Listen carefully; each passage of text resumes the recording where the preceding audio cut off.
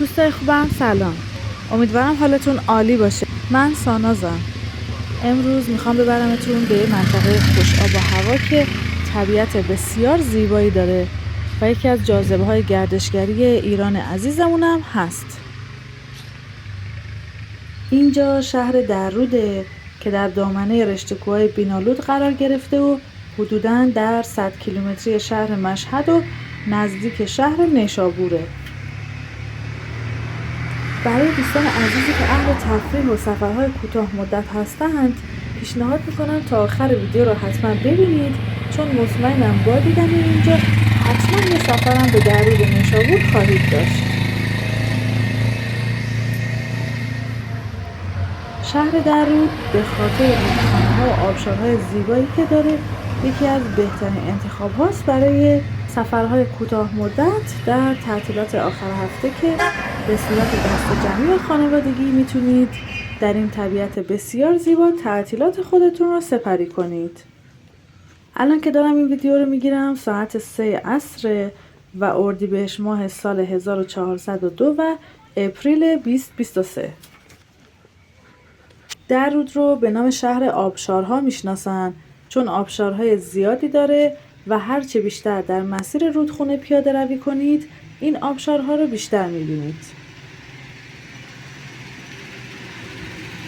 در اطراف آبشارها چند مغازه سوغاتی فروشی و کافه های سنتی، سویت و رستوران هم دیده میشه، ولی در مسیر رسیدن به آبشار بعدی دیگه خبری از امکانات رفاهی نیست، چون تمام مسیر رو باید در رودخونه راه برید و در میان آب قدم بردارید که البته عمق این آبها خیلی کمه و فقط کافی اهل پیاده روی در آب به مدت طولانی باشید.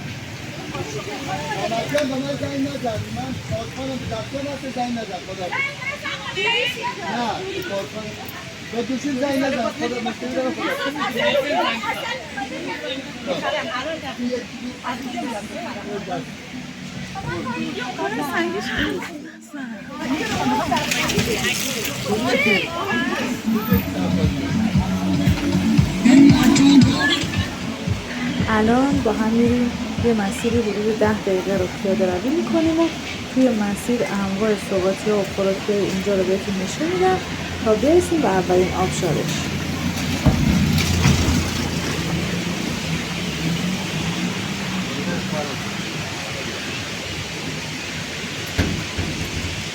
تمام این مجسمه‌های زیبا که می‌بینید از سنگ ساخته شدن و وقتی قیمتاشون رو پرسیدم فروشنده گفت از 30,000 تومان شروع میشه تا مجسمه‌های بزرگتر که حدوداً 500,000 تومان هستن.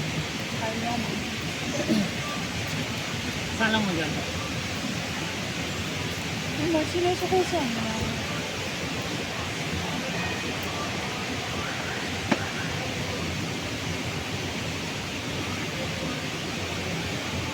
چنده اینا؟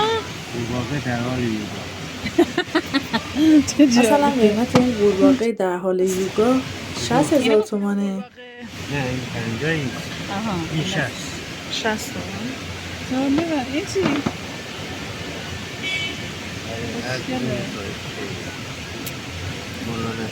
یا این مجسمه مولا نصرالدین یا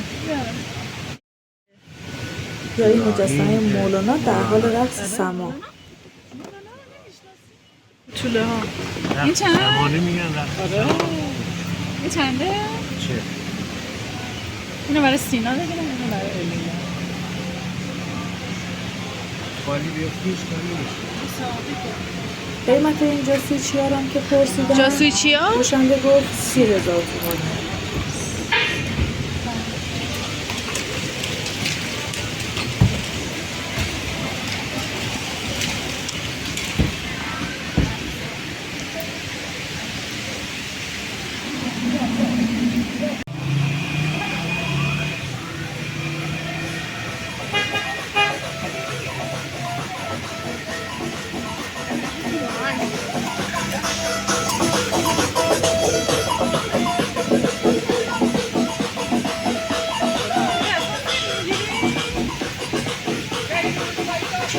بیا نگاه کن.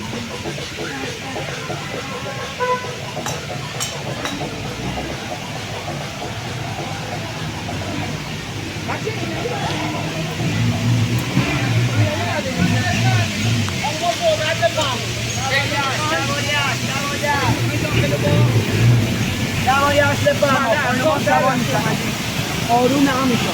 دوازده ساعت دیگه دور کنید.